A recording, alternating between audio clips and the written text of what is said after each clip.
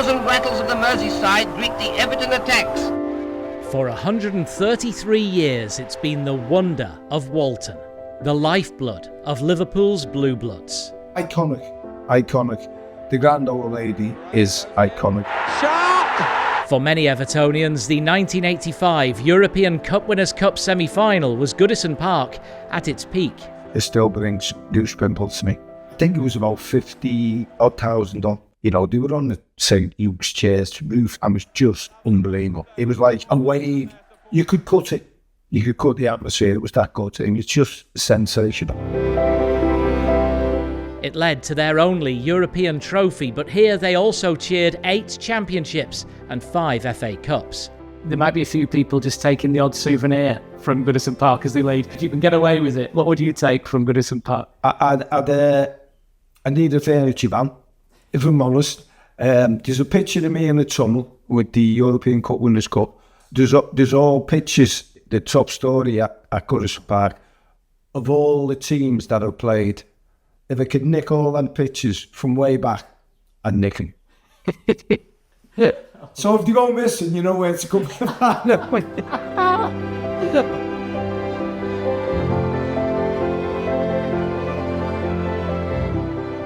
A pioneer of pitches, the first to be visited by a reigning monarch in King George, and the first English ground with undersoil heating and managers' dugouts. Goodison Park even thrived when Everton simply survived. 1994, last game of the season, Wimbledon here. You needed to win to stay up. Yeah. Must have been incredible. It was incredible. In the 81st minute, I play a little 1-2 with Tony Cottee, and it was more of like a block tackle back into the net. 3-2, the crowd goes absolutely crazy.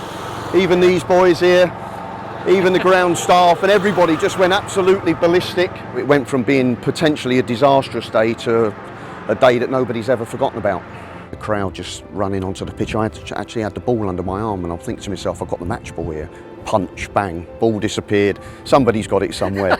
But good luck to them. But obviously the euphoria of staying up was incredible, and we swore then, don't let it happen again. That didn't really pan out, did it?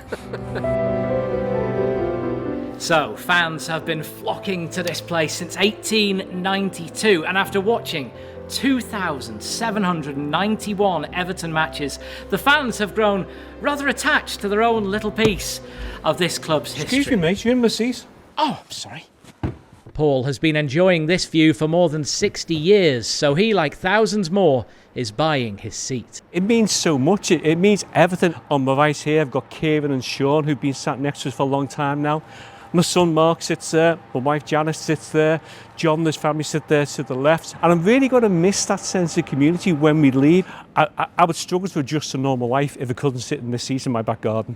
East met West at Goodison Park. They had no trouble selling seats here for 5 World Cup matches in 1966. Goodison Park hosting Eusebio, Lev Yashin and Pele. And it was where Everton's own heroes honed their craft. From Kendall, Ball and Royal to Lineker and Rooney. No more Liverpudlian boys will be granted their Goodison dream. When I was 9 years of age, when I joined Everton, there was talk about a new stadium then, so it's 30 years down the line. Are you an emotional guy? Will there be a tear in the eye when they leave? I don't know. I think it's been part of my life massively, from going to watch as a fan to playing there for every Evertonian. It'll be something which they won't like to see go, but I think we all know that it's probably the right time. Not even Rooney could match the undisputed king of Goodison Park.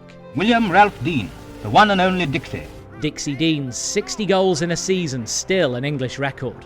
And Dixie is happy at another sport, boxing. Boxing took centre stage on the centre circle for proud Evertonian Tony Bellew's cruiserweight coronation, while Rocky himself caught a game and turned the stadium into a movie set where he learned some unfamiliar lines. The Toffees all sound the savvy. That means Everton are great this afternoon. Not bad. Ta la, that's boss, that. Celebrities have always gone gaga for Goodison. My family were born in Everton. I'm trying to get a piece of grass. I want a bit of the pitch, because once I ran onto the pitch and I nicked a corner post. Security just turned a blind eye and I was like that. I think if it can be used within the community, and I don't know, kids can get full use of it, or it could be part of Liverpool history, because obviously Everton came first before Liverpool. We were the club, so I feel like it would be a shame to knock it all down. I love Goodison Park. The most amazing family feel, old school feel, the atmosphere. Everybody always talks about the atmosphere at Goodison, especially on a nighttime game. New ground coming up. Hopefully it's the start of a new dawn for us, where we can all look for some positivity, some great results, and find ourselves back where we want to be. This glorious stage now passes to Everton's women, who hope to write a fitting epilogue to the story of the grand old lady.